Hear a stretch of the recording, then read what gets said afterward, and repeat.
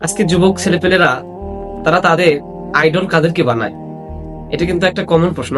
আমরা দেশ বিদেশে অনেক জায়গায় যাই, তো আমাদের চোখে পড়ে এরকম কিছু বিষয় যে ছেলেপেলেরা আজকে আইডল বানায় নায়ক নায়িকা গায়ক গায়িকা এদেরকে এদেরকে তারা রোল মডেল বানায়, তাদেরকে ফলো করে, তাদের পোশাক আশাক, তাদের চলাফেরা, কি একটা অবস্থা। আল্লাহ তাআলা আমাদেরকে বললেন কি আর আমরা করতেছি কি? মুসলমানের সন্তান হয়ে নায়ককে ফলো করে, খেলোয়াড়কে ফলো করে, মেসি নেইমারকে ফলো করে। প্রিয় ভাইরা, আমরা সকলে বুঝি আল্লাহ তাআলা আমাদেরকে বিবেক দিয়েছে। আসলে আমরা মুসলিম হয়ে কার রোল মডেল ফলো করবো?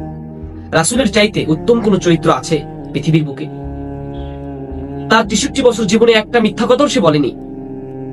সাহাবীরা তার অনুসরণ করে চলছে, তার আদর্শ ফলো করেছে, এবং তারাই কিন্তু জান্নাতে সার্টিফিকেট পেয়েছে। আর আজকে আমরা নায়ক নায়িকা গায়ক গায়িকাদেরকে রোল মডেল বানাই, কি একটা অবস্থা।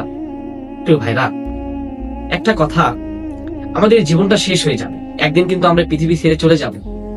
কিন্তু আমরা যে পৃথিবীর বুকে যেগুলো কাজ কর্ম করি সবকিছু কিন্তু এই মাটি, অত্যাধুনিক যন্ত্র সবকিছু রেকর্ডিং করতেছে। একসময় এগুলো সব প্রকাশ করে দেবে, ছোট বড়, জানা অজানা। আপনি যে গুনাহ করেছেন হয়তো আপনি নিজে ভুলে গিয়েছেন, কিন্তু এটা কিন্তু আল্লাহ ভুলে না। প্রিয় ভাইরা, আমাদের রোল মডেল হবে আমাদের নবী, আমাদের রাসূল। তাদের চাইতে সুন্দর জীবনযাপন পৃথিবীর কারো নাই, ছিল না, থাকবে না, আজ যেমন আসবেও না।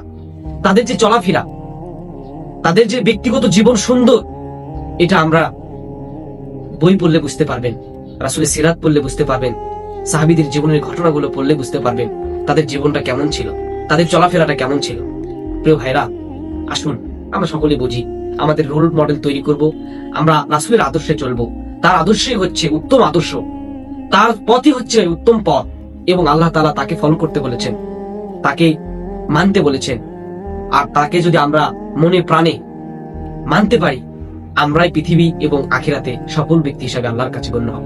আল্লাহ তাআলা আমাদেরকে বোঝার তৌফিক দান করুক। আমিন।